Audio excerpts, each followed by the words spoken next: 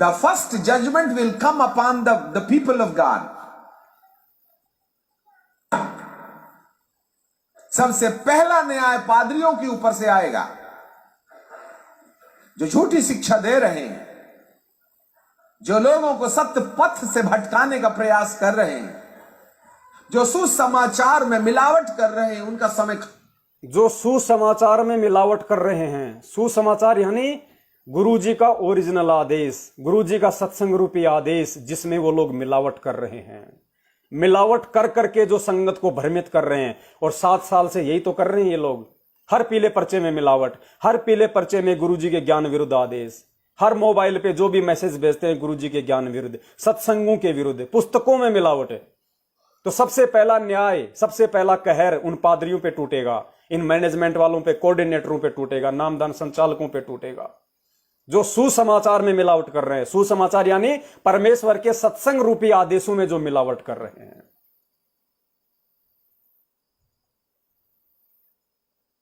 पादरियों के ऊपर से आएगा, जो झूठी शिक्षा दे रहे हैं, जो लोगों को सत्य पथ से भटकाने का प्रयास कर रहे हैं, जो सुसमाचार में मिलावट कर रहे हैं, उनका समय खत्म हुआ।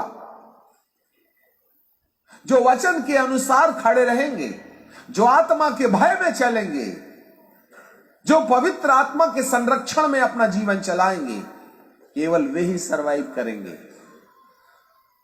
कौन बचेंगे? दोनों तरफ की बातें हो रही है, मैनेजमेंट की भी, सत्सेवकों भी, संगत के दोनों हिस्सों को बराबर लिया जा रहा है। कौन बचेंगे? मैनेजमेंट का तो बता दिया कि सबसे पहला कहर उन्हीं पे टूटेगा जो झूठी शिक्षाओं का प्रचार कर रहे हैं और जो सुसमाचारों में जो मिलावट कर रहे हैं, गुरु के आदेशों में जो मिलावट कर रहे हैं, उनके साथ तो ये होगा। बचेंगे कौन? सत्सेवक। कौन? जो पवित्र आत्मा के संरक्षण में चल रहे होंगे, जो पवित्र आत्मा के संरक्षण में चल रहे होंगे। पवित्र आत्मा कौन? गुरुदेव को हम पवित्र आत्मा नहीं कह सकते, वो तो परमात्मा है। परमेश्वर कोई आत्मा नहीं होती, आत्मा तो आप और हम सब हैं, हम जीव हैं। वो परमात्मा है, उसको कहा जरूर जाता है परमात्मा, लेकिन उनके अंदर आत्मा नहीं होती। परमेश्वर के अंदर आत्मा नहीं होती, आत्मा तो परमेश्वर का अंश है। तो जो पवित्र आत्मा के संरक्षण में चलेंगे, जो सत्सेवकों का जो हिस्सा है, सत्सेवक रूपी जो ग्रुप है, वो ग्रुप उस पवित्र आत्मा के संरक्षण में चलेगा। जैसे परमात्मा ने कुछ भगत भाई बहनों को संगत में निमित्त बना रखा है, संदेश देने के लिए, सारी चीजें बताने के लिए, उन पवित्र आत्माओं के संरक्षण में। क्योंकि उन पवित्र आत्माओं को गुरुदेव करेंगे प्रेरणा कि अब तुम्हें क्या समाचार देना है, अब तुम लोगों ने आगे कैसे चलना है, क्या करना है, क्या नहीं करना है। फिर वो कुछ भगत भाई बहन जो अपने अन्य सत्सेवक भाई बहनों को जो संदेशा देंगे, तो उनको कहा गया है पवित्र आत्मा। वैसे तो हम सभी हैं परमेश्वर की, हम पवित्र आत्मा हैं, लेकिन कुछ एक आत्माएं जिनको परमात्मा ने आज सत्सेवकों में निमित्त बनाया हुआ है संदेशा देने के लिए, उस पवित्र आत्मा के जो संरक्षण में चलेगा, उसके काल निकट नहीं आएगा, क्योंकि वो खुद परमेश्वर के वचन पे चलने वाला होगा। उसकी करनी और कथनी में कोई अंतर नहीं होगा। वो खुद अगर संदेशा देगा कि धरती पे संत रामपाल जी महाराज जी परमेश्वर हैं, और आप जी को जान के ये खुशी होगी इस पूरी दुनिया में, संत रामपाल जी महाराज जी ने जब से इस पंथ को स्टार्ट किया तब से लेके आज तक, अगर किसी ने उनको परमात्मा माना है, अगर किसी ने उनका प्रकट दिवस मनाया है, प्रकट दिवस तो उसी का मनाया जाता है कि जो भगवान हो, जो परमात्मा हो जी, तो सबसे पहले सतगुरुदेव जी को प्रकट हुआ संगत में किसने माना, किसने प्रकट दिवस मनाया, और फिर उनके पीछे पीछे कितनों ने प्रकट दिवस मनाया। गुरुजी के साथ में 24 घंटे रहने वाले 5-5 साल की उम्र से जो गुरुजी के पीछे लग गए थे, आज जो लोग 40-40 साल के हो रहे हैं, क्या उन्होंने कभी ये सतगुरु प्रकट दिवस अपने दिमाग में लाया? कभी ये नाम क्या कभी उनके दिमाग में आया कि हमने गुरुदेव का प्रकट दिवस मनाना चाहिए? क्योंकि सतगुरु तो हमेशा प्रकट ही होता है। सतगुरु तो मां से जन्म नहीं लेता, ना सतगुरु जननी जने जाके माना बाप, पिंड ब्रह्मंड से रहित है ना वाती ताप। और परमेश्वर कहते हैं कि भाई हरि को गुरु विहीन नहीं भाता, हरि को गुरु विहीन नहीं भाता। ना जन्मे ना मरे वो दाता, वो सतगुरु कहलाता। हरि को गुरु विहीन नहीं भाता। तो सतगुरु कौन कहलाता है? ना जन्मे ना मरे वो दाता, वो सतगुरु कहलाता। तो हमारे सतगुरु कौन है फिर इस वाणी के अनुसार? जिनका जन्म नहीं होता, जिनकी मृत्यु नहीं होती, लीला वो कुछ भी करेगा। तो सबसे पहले इस लाखों की संगत में से और इन 27 वर्षों में सतगुरु प्रकट दिवस मनाना किसने शुरू किया? उन पवित्र आत्माओं के संरक्षण में, जिन आत्माओं को परमात्मा ने निमित्त बना के सतगुरु प्रकट दिवस शुरू करवाया, उन भक्तों के नियंत्रण में, उन भक्तों के साथ साथ, उन भक्तों के गुरु जी के ज्ञान आधार के साथ साथ जो आत्माएं जो इस भक्ति मार्ग पे अब चलेंगी, काल उसके निकट नहीं आएगा। यह संकेत है। यहां पे ध्यान से सुनिए दोबारा।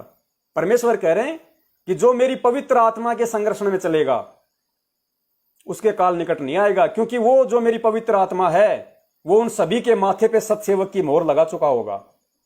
और जिसके माथे पे सतसेवक की मोहर लग गई, जीवन की किताब में, मेमने की किताब में, यानी साध संगति की लिस्ट में जिसका नाम जुड़ गया, काल उसके निकट नहीं आएगा। बशर्ते रहना पड़ेगा अंतिम समय तक मर्यादा में।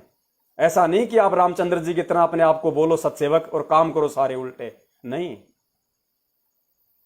आप बोलो अपने आप को सतसेवक और काम करो सारे उल्टे, ऐसा नहीं चलेगा। अंतिम श्वास तक जो अपने गुरु को परमेश्वर मान के और उनके प्रत्येक वचन पे खरा उतरेगा, उसके माथे पे परमेश्वर की मोहर रहेगी। उसका काल कुछ नहीं बिगाड़ पाएगा। ध्यान से सुनना।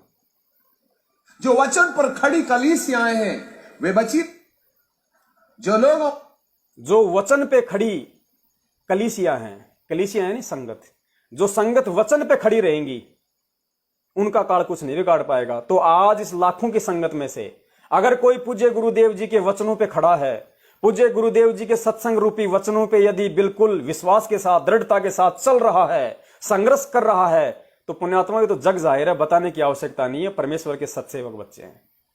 बाकी मैनेजमेंट तो कितना उलझेड़ा कर चुका है इस भक्ति मार्ग में। परमात्मा ने तो 9 मन सूत बड़ी मुश्किल से सुलझाया था, इन्होंने 18 मन उलझा दिया। 18 मन। परमेश्वर ने हमसे राजनीति छुड़वाई, आरक्षणबाजी छुड़वाई, जगत वालों के साथ में गप्पे मारना छुड़वाया, रक्तदान, दे दान, उल्टे सीधे काम, कुपात्रों को दान, ये सब छुड़वाया परमात्मा ने। धरने, प्रदर्शन, रैलियां 27 साल से ज्ञान देके, और इन्होंने इन 7 साल के अंदर वो सारे कुक्रम संगत से वापस शुरू करवा दिए। तो परमेश्वर ने तो 9 मन सुलझाया, इन्होंने 18 मन उलझा दिया। तो पथ से भटकाने का प्रयास कर रहे हैं, जो सुसमाचार में मिलावट कर रहे हैं, उनका समय खत्म हुआ। और जो वचन के अनुसार खड़े रहेंगे, सतसेवक, जो आत्मा के भय में चलेंगे, जो पवित्र आत्मा के संरक्षण में अपना जीवन चलाएंगे, केवल वे ही सरवाइव करेंगे। जो वचन पर खड़ी कलीसियाएं हैं वे बची रहेंगी, जो आत्मा के अनुसार चलने वाली कलीसियाएं हैं वे बची रहेंगी। झूठी कलीसियाओं पर गाज गिरेगी, झूठी कलीसियाओं पे गाज गिरेगी,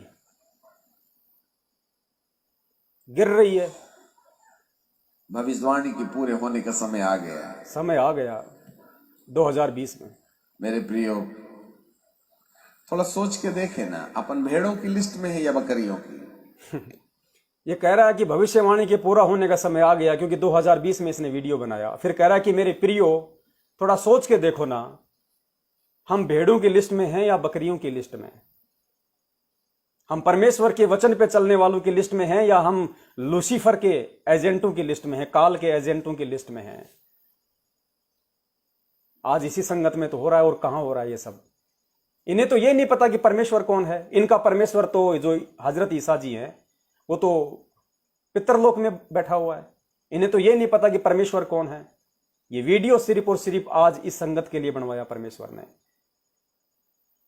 तो ये क्या कह रहा है, ध्यान से सुनो कि मेरे प्रियो, मेरे भाई और बहनों, थोड़ा विचार करो ना, हम भेड़ों की लिस्ट में हैं या बकरियों की लिस्ट में? यानी इतना समझाने के बाद अब वो आत्माएं खुद निर्णय करें कि हम काल एजेंटों की लिस्ट में हैं या हम सतसेवकों की लिस्ट में हैं या हम परमेश्वर की लिस्ट में हैं।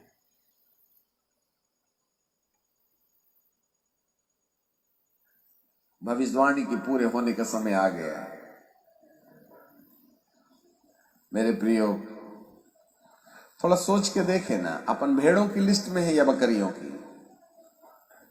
मेमने की जीवन की किताब में अपना नाम है यह संसारवाद की? मेमने के जीवन की किताब में अपना नाम है या संसारवाद में? मेमने की जीवन की किताब यानी सतसेवक,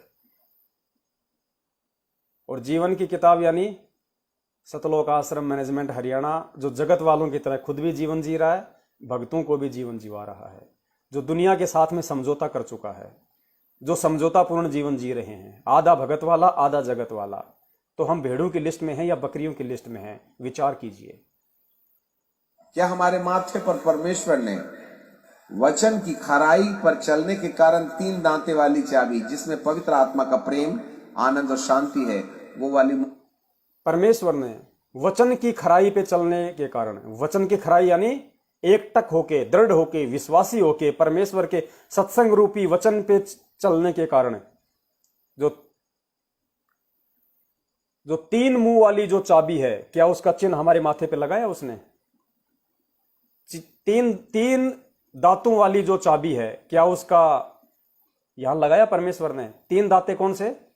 प्रेम, शांति और क्या है? अब ये प्रेम, शांति और एकता ये केवल सत्सेवकों में है और किसी में नहीं है। ये 3 दांतों वाली चाबी परमेश्वर ने केवल सत्सेवकों के माथे पे लगाई और किसी के माथे पे नहीं लगाई। आज मैनेजमेंट में कहीं कोई शांति नहीं है, कहीं कोई प्रेम नहीं है, कहीं कोई एकता नहीं है। सिर्फ पैसे के कारण वो लोग आपस में जुड़े हुए हैं। आए दिन उनके जूत बजते हैं पैसों को लेके। ये 3 दांतों वाली चाबी केवल सत्सेवकों के माथे पे लगी हुई है। प्रेम, शांति, विश्वास, जो भी ये बता रहा है, आप खुद नोट कर लेना। आप खुद नोट करना कि जब तक आप सत्सेवकों की लिस्ट में नहीं थे, जब तक आप इस साध संगति से नहीं जुड़े थे, और जब तक आप सतलोक आश्रम मैनेजमेंट हरियाणा के पीछे चल रहे थे, क्या आपके अंदर यह शांति, एकता, प्रेम था? आप खुद विचार करना। और जैसे ही आप सत्सेवकों की लिस्ट में जुड़े हो, आपके अंदर परमात्मा ने तुरंत वो सॉफ्टवेयर डाल दिया, 3 दांतों वाली चाबी। तभी तो परमात्मा ने परसों के दिन खाली एक कॉल रिकॉर्डिंग सुनी परमात्मा के बच्चों ने, मेरी और जयपुर वाले भगत की, और 55,000 रुपए परमेश्वर की 5 आत्माओं ने तुरंत उसके खाते में ट्रांसफर कर दिए। जबकि आपस में हम तीनों नहीं जानते, ना तो देने वाले मुझे जानते, ना मैं देने वालों को जानता, ना पैसे लेने वाला मुझे जानता, ना लेने वाले को मैं जानता। हम कभी भी आपस में फिजिकली रूप में नहीं मिले, लेकिन परमेश्वर ने उस प्रेम में, विश्वास में, एकता में हमारे को बांध दिया। वो 3 मुंह वाली चाबी परमेश्वर ने अपने सभी सत्सेवक बच्चों के माथे पे लगा दी कि हम ये मदद उस भाई की नहीं कर रहे, हम परमेश्वर के चरणों में ये पैसा दे रहे हैं, और निस्वार्थ भाव से उन्होंने दिया। तो ये प्रेम, विश्वास और एकता की चाबी परमेश्वर ने किसके माथे पे लगा रखी है? मैनेजमेंट वालों के या आप और हमारे? ध्यान से सुनिए। है यह संसारवाद की। क्या हमारे माथे पर परमेश्वर ने वचन की खराई पर चलने के कारण 3 दांते वाली चाबी, जिसमें पवित्र आत्मा का प्रेम, आनंद और शांति है? प्रेम, आनंद, शांति लगी है क्या? वो मोहर लगी है क्या? प्रेम, आनंद, शांति। केवल आनंद, शांति और प्रेम जिसके माथे पर होगा, वे सुरक्षित बचेंगे। वो सुरक्षित बचेंगे जिसके माथे पे प्रेम, आनंद और शांति होगी। अब ये प्रेम, आनंद और शांति सतलोक आश्रम मैनेजमेंट हरियाणा वालों के किसी के भी घर पे जाके देख लेना, आपको अगर इतनी सी भी दिखाई दे जाए तो। ये प्रेम जो आपस में सत्सेवकों में परमेश्वर ने साध संगति के माध्यम से जो पैदा किया है, शांति जो परमेश्वर के वचन पे चलते हुए आज आप और हम महसूस कर रहे हैं। क्योंकि जो परमेश्वर की मर्यादा में चलेगा, जो परमात्मा के वचन पे चलेगा, उसको ही शांति हो सकती है, अन्यथा दुनिया में किसी को शांति नहीं हो सकती। क्योंकि जो परमेश्वर के वचन पे चलेगा उसको विश्वास होगा, और जिसको विश्वास होगा उसमें प्रेम भी होगा, उसमें शांति भी होगी, उसमें आनंद भी होगा। और परमेश्वर कहते हैं, जिस मरने से जग डरे मेरे मन आनंद, कद मरूं कद पाऊं वो पूर्ण मर परमानंद। ये मैनेजमेंट तो कोरोना से मर रहे हैं, ये डर रहे हैं कि कोरोना ना हो जाए, डोज लगवा लिया, एक वैक्सीन लगवा ली, दूसरी लगवा ली, तीसरी डोज लगवाएंगे। प्रचार कर रहे हैं, गुरुजी के नाम से पीला पर्चा निकाल दिया कि गुरुजी ने कहा है कि सरकार कुछ भी गलत काम नहीं करती और कोरोना की डोज लगवा लो। काल ने फरमान भेज दिया गुरुजी की आड़ में तो बताइए उनको कहां विश्वास है? विश्वास तो परमेश्वर ने सत्सेवकों में पैदा कर रखा है कि मर जाएंगे लेकिन वैक्सीन नहीं लगवाएंगे, हम रोग मुक्त हैं, हम भय मुक्त हैं, हम जेल काट लेंगे, हम मार सहन कर लेंगे, हम बेइज्जती सहन कर लेंगे, हम नौकरी में हैं तो नौकरी को लात मार देंगे, क्योंकि मेरे बाप ने नौकरी को लात मार के दिखाई है पहले मुझे कि बेटा अगर कभी भगवान के मार्ग में कोई अगर तेरी नौकरी भी आड़े आ जाए तो लात मार देना, चाहे तू 5 लाख रुपए महीने के क्यों ना कमा रहा हो, तुझे जरूरत पड़ेगी तो 5 करोड़ तेरी आगे रख दूंगा उसी समय। और पुण्यात्माओं, इसका छोटा सा एग्जाम्पल आपको दास देना चाहेगा। मेरी क्या स्थिति थी, आर्थिक स्थिति, आज से साल भर पहले आप सबको अच्छे से पता है। किस प्रकार लोगों ने मेरी गरीबी का मजाक उड़ाया, मेरठ वालों ने, आज भी लोग उड़ाते हैं। पिछले 1 साल से परमात्मा ने काम धंधा चलाया बहुत अच्छा। लोगों के 5 लाख रुपए मैंने दिए उधार, जो मेरे मांगते थे, जिनसे मैंने उधार लिए थे, परमात्मा ने 5-6 लाख रुपए उन भगत भाई बहनों के चुकाए। और 6 लाख रुपए यदि परमात्मा ने संगत के चुकवाए तो 6 लाख रुपए का 60,000 रुपए 10वां अंश होता है। 10वां अंश मैंने ऐसे कि ऐसे अपने भगत भाइयों को दे दिया। जिसने फोन किया, लेने वाले भाई सुन रहे होंगे, दास झूठ नहीं बोलता। वो 60 का 60,000 रुपया यानी जितना भी 10वां अंश था, दास ने अपने घर में काम नहीं लिया। जिसका फोन आ गया, भगत जी 10 चाहिए, भगत जी मुझे 15 चाहिए, मुझे 5 चाहिए, मुझे 7 चाहिए, परमात्मा ने तुरंत उसके खाते में भक्तमती को बोला भाई 10वां अंश का कितना है, तुरंत हाँ जी 7,000 रुपए लाओ भाई, हाँ जी कितने बच रहे 10वें अंश के, हाँ जी 15,000 रुपए लाओ जी तुरंत। ऐसा नहीं कि जी को छुपा लिया, वो कर लिया, नहीं, ये परमेश्वर का पैसा है। तुरंत वो 10वें अंश का पैसा बिना सोचे समझे। हां, हमने इतना जरूर देखा कि सामने वाले को जरूरत है या नहीं है। जरूरत थी, फिर चाहे वो जानकार हो या अनजान हो, कोई फर्क नहीं पड़ता। परमेश्वर ने अपने घर में 1 रुपया नहीं रखा, पूरा का पूरा पैसा 10वें अंश का भगत समाज को दे दिया निस्वार्थ भाव से। ये सोच के नहीं कि आगे परमात्मा मुझे देगा, नहीं, कोई सोच नहीं ऐसी। उसके बाद पुण्यात्मा लॉकडाउन लग गया, दास अपने घर पे बैठ गया। किराए का मकान, खाना दाना, मिट्टी भी किराए की आती है बर्तन मांजने के लिए अगर लाओ तो। 7-8 मेंबर हैं परिवार में, कमाने वाला केवल ये दास अकेला और कोई नहीं है। बाकी सब बच्चे हैं, 2 भाई के बच्चे, 2 मेरे बच्चे हैं, माँ है, मेरे पिताजी अभी 2-3 महीने पहले वो गुजर गए, आप सबको पता है। भक्तमती है, कमाने वाला दास अकेला है। दास काम धंधे पे इतना ध्यान नहीं दे पाता पिछले 6 साल से, क्योंकि आप देखते हो दिन में कितनी बार वीडियो डलते हैं फेसबुक पे, और कितनी बार लोगों से 1-1 घंटा बात होती है, दिन में कितने फोन आते हैं, फिर उनकी वीडियो बनाओ, फिर उनको अपलोड करो, फिर उनको भेजो, शेयर करो। दास अपनी सेवा में कोई त्रुटि नहीं करता, चाहे दूसरा कोई शेयर करे या ना करे, भेजे या ना भेजे। मैं अपनी तरफ से पूरी अपनी तन मन धन से सेवा करता हूं। मुझे पता है कि मुझे परमेश्वर ने सत्य सेवा दे रखी है, मैं गफलत नहीं करूंगा, क्योंकि इन सेवाओं का मुझे क्या प्रतिफल मिलेगा वो परमेश्वर जानता है। क्योंकि सेवा भी वही करेगा जिसको विश्वास होगा कि तेरे से ये परमेश्वर करवा रहा है, अन्यथा सेवा भी नहीं कर पाएगा आदमी। तो जैसे लॉकडाउन लगा, अब 1 साल के बाद में कुछ नहीं मेरे घर पे, मकान का 2 महीने का मेरा किराया चढ़ गया, जेब में मोबाइल में केवल 7,000 रुपए, और 7,000 में भी घर का राशन जो है लेके आना था, कुछ नहीं था। ऐसी स्थिति में ना मैं किसी से मांग सकता, क्योंकि जहां मैं रह रहा हूं, मैं किन परिस्थितियों में रह रहा हूं, और जब तक गुरुजी नहीं आएंगे शायद मुझे ऐसा ही, मुझे लोहार की तरह कभी कहां कभी कहां, क्योंकि मुझे भगवान चाहिए, मुझे रिश्तेदार, गांव, यार, दोस्त, भाई बंधु नहीं चाहिए, मुझे परमात्मा चाहिए। अब ठीक है, ये परिवार हैं, ये आत्माएं हैं, परमात्मा ने दास को सेवा दे रखी है, भाई जहां जाऊंगा वहां लेके जाऊंगा। तो मुझे तो परमात्मा चाहिए, चाहे मैं हिमालय के पहाड़ पे जाके बस जाऊं, मुझे उससे कोई लेना देना नहीं है। अब जब मुझे जरूरत पड़ी पैसों की, तो पुण्यात्माओं 10 लाख की एंट्री हो चुकी है। मैंने कितने दिए परमेश्वर के आशीर्वाद से 10वें अंश के, कितने, मात्र 60,000। और जितनी कमाई मेरे घर में आई महीने की 60,000, 80,000 ऊपर की, मैंने अपने घर में नहीं रखा। मैंने भक्तमती को बोल दिया घर में 4-5 हजार रुपए से ज्यादा नहीं होने चाहिए, अपने घर में 4-5 हजार रुपए से ज्यादा नहीं होने चाहिए। कल को अगर सबका कर्जा उतर जाए, उसके बाद में काम धंधा बिल्कुल छोटा कर दो, बस 10-12 हजार रुपये महीने के आ जाएं, इससे ज्यादा नहीं। बाकी अपना भक्ति और सेवा में अपना काम लगाएंगे, इससे ज्यादा नहीं। जितना पैसा आया सबसे पहले मैंने मांगने वालों को दिया, अपने घर में कुछ नहीं रखा मैंने, परमेश्वर पे विश्वास। जैसे ही 1 तारीख होती महीना, बिल्कुल नील बटा नील, किस किस को देना है किस किस को नहीं देना है सबको चूकती किया। 10वें अंश का पैसा जिसको जरूरत थी परमात्मा ने उनको पहुंचवा दिया। कोई टेंशन नहीं कि अगले महीने कहां से आएगा, अगले महीने का किराया कहां से देंगे, कोई टेंशन नहीं। विदेश में बैठे हैं एक तरीके से, अपना घर बार छोड़ के, अपना स्टेट छोड़ के दूसरे स्टेट में बैठे हैं, कोई ना कोई रिश्तेदार, ना कोई मिलने वाला, ना कोई भगत भाई, किसी से मांगे तो कोई 2 रुपया भी नहीं देने वाला। ऐसी जगह आज मैं यहां पे मैं बैठा हुआ हूं। पड़ोसियों तक से मेरे संपर्क नहीं होते, 1-1 साल हो जाती है मेरे को मकान लिए हुए। पड़ोसियों तक मैं राम राम नहीं करता, उनके नाम तक मुझे याद नहीं होते, किसी से कोई मेरा संपर्क नहीं होता सिवाय मेरे परमपिता परमेश्वर से।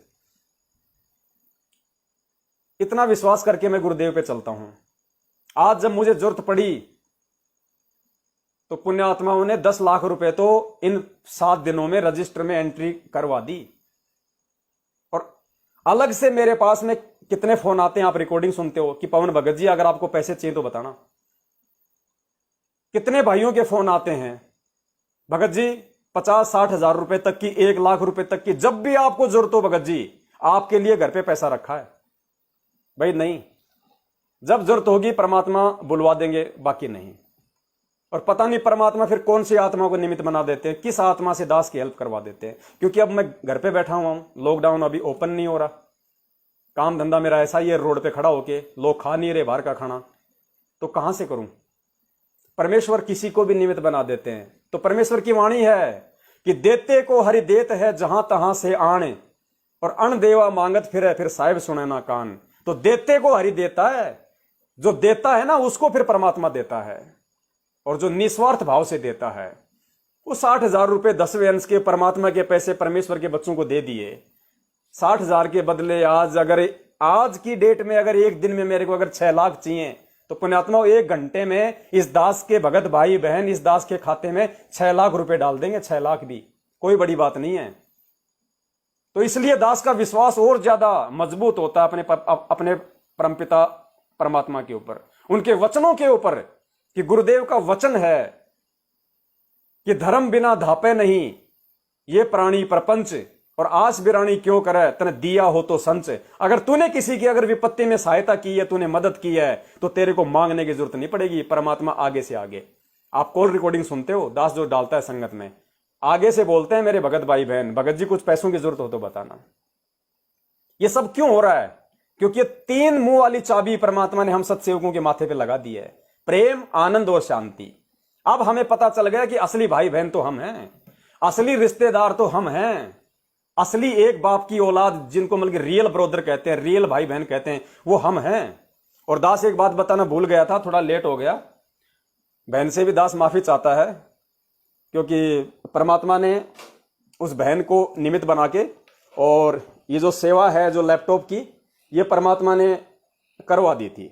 2 तारीख को ये डेल का लैपटॉप महाराष्ट्र से जो बहन थी, जब परमात्मा ने लैपटॉप के लिए उसको निमित्त बनाया था, तो बहन तो दास ने कहा कि जो पुराना है वही भेज दो, लेकिन बहन ने जो पुराना है वो नहीं भेजा, और बहन को परमात्मा ने निमित्त बनाया। बहन ने ऑनलाइन ऑर्डर करके, और ये नया जो लैपटॉप है ये परमात्मा ने बहन से सेवा करवा दी। तो 2 तारीख को लैपटॉप आ गया था दास के पास में, लैपटॉप के माध्यम से ही परमात्मा भी ये सेवा करवा रहे हैं। दास का काम बहुत आसान हो गया। तो देखो ये प्रेम है। अब महाराष्ट्र की जो बहन है, पुण्यात्माओं में परम पिता परमेश्वर सतगुरु रामपाल जी महाराज जी के मैं चरणों की सौगंध खा के कह रहा हूं, मेरे गुरुदेव का सामने दरबार है, मैं गुरुदेव के दरबार में उनके चरणों की सौगंध खा के बोल रहा हूं, जिस बहन ने ये लैपटॉप भेजा है मुझे उस बहन का नाम भी नहीं पता।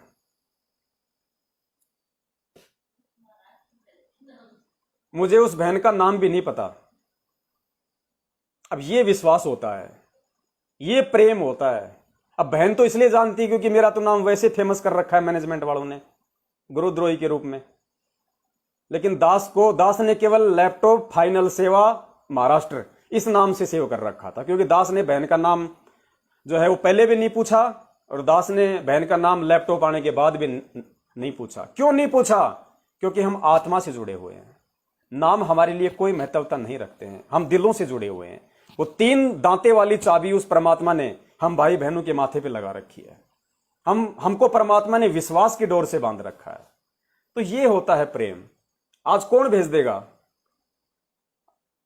इस दास की अगर मैं सगी बहन को भी बोलता तो शायद पता नहीं मन में कितने उसके दोष आते, क्यों मंगा रहा है, किस लिए मंगा रहा है, कहां से लाऊंगी, वापस कब देगा, देगा कि नहीं देगा। ये होता है जगत में। और ये हमारी बहन, अब ये है वो सतलोक वाली आत्मा, ये है हमारी रियल बहन। बताओ, कुछ नहीं, एड्रेस मांगा, मोबाइल नंबर मांगा, भेज दिया परमेश्वर की सेवा में। ये होता है विश्वास। सेवा करके जो आनंद की प्राप्ति उसको हो रही है, वो और किसको हो रही होगी? जिन्होंने जयपुर वाले भाई की जो मदद की उधार रूप में, जिन 5 आत्माओं ने, उनको जो आनंद की अनुभूति हो रही होगी, वो किसको हो रही है? तो ये परमेश्वर ने साध संगति के माध्यम से और हमारे माथे पे जो ये सतसेवक की मोहर लगा दी, क्योंकि सतयुग में ऐसी ही आत्माएं प्रवेश करेंगी। सतयुग में ऐसी ही निष्कपट और निश्चल आत्माएं जाएंगी युग परिवर्तन के बाद। बाकी यही तहस नहस होंगी। भविष्यवाणी में सुन रहे हो ना कि मेरे भवन की देवली से शुरू करो, कुंवारी, माता, बेटी, लड़का, लड़की सबको काटो, किसी पे दया नहीं करने का। जिनके माथे पे परमेश्वर की मोहर लगी है उनके नजदीक नहीं जाना। तो ये गुण परमात्मा ने इस भविष्यवाणी के अनुसार ये आत्मा, ये प्रेम, आनंद, शांति, अब ये किस में है? Malaysia, Singapore, Japan, England, London, Nepal, कहां कहां से भाई बहनों ने फोन कर करके 10 लाख रुपए की एंट्री करवा दी। इसलिए परमात्मा आगे से आगे चलता है कि पतिव्रता जमीन पर ज्यो ज्यो धर है पाव, समर्थ झाड़ू देत है ना कांटा लग जावे। ये वाणियां परमेश्वर की सत्य है। एक एक वाणी परमात्मा की चरितार्थ हो रही है, एक एक वाणी। क्योंकि साध वचन पलटे नहीं, चाहे पलट जाए ब्रह्मांड, परमेश्वर का वचन नहीं पलट सकता। तो पुण्यात्माओं, 11:13 हो गए, समय तो बहुत हो गया। और अभी तो ये 17 मिनट की एक छोटी सी भविष्यवाणी पूरी नहीं हुई। इसके बाद तो और 5-7 वीडियो हैं। इतने बड़े बड़े 5-7 वीडियो और हैं जो आज के इस लाइव प्रोग्राम में परमात्मा ने संदेशा दिलवाना था। लेकिन परमेश्वर एक छोटी सी चीज को पकड़ के देखो कितना बड़ा खींच दिया मालिक ने।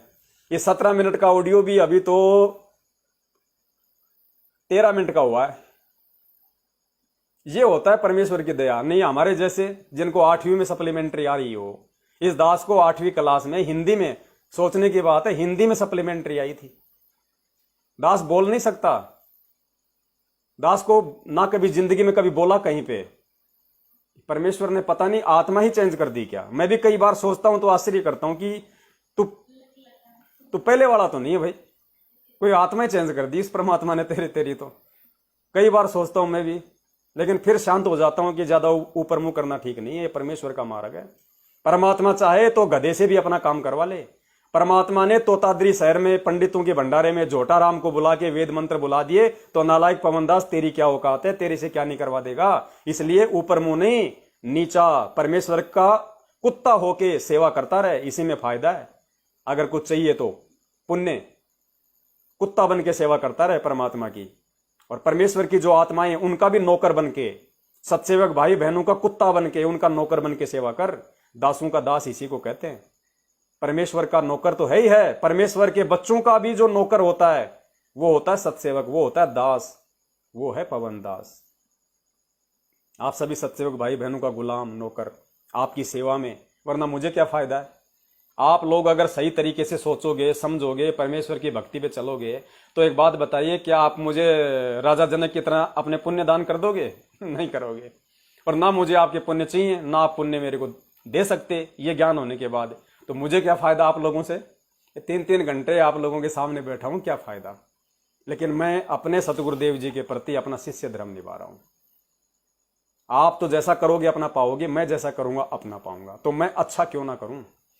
जब मेरा गुरु इस सत्य के लिए इतना संघर्ष कर रहा है, 2-2 बार जेल, लोगों की गालियां, ताने, देशद्रोही जैसी उपाधि, तो हमें गुरुद्रोही की उपाधि लेने में कौन सी दिक्कत है, कौन सी परेशानी है। ऐसे ऐसे तो मैं कहता हूं अगर 1000 गुरुद्रोही की मुझे उपाधि मिल जाए तो मैं तो अपने आप को बड़ा खुशनसीब समझूं। मुझे तो काल ने पता नहीं कितना तोड़ने की कोशिश की है, किस किस तरीके से मार के, काट के, पीट के। गुरुद्रोही, ठग, लुटेरा, झूठा, पाखंडी, गुरु बनेगा, वो बनेगा। अरे मैं कहां गुरु बनूंगा। मैं तो मेरे गुरु की जो आत्माएं हैं मैं तो उनका भी गुलाम हूं भैया, मैं तो उनका भी नौकर बन के सेवा करना चाहता हूं। मेरे लिए ये शब्द बोल के कि पवन दास गुरु बनना चाहता है, क्यों अपने जीवन को नरक में डाल रहे हो भैया?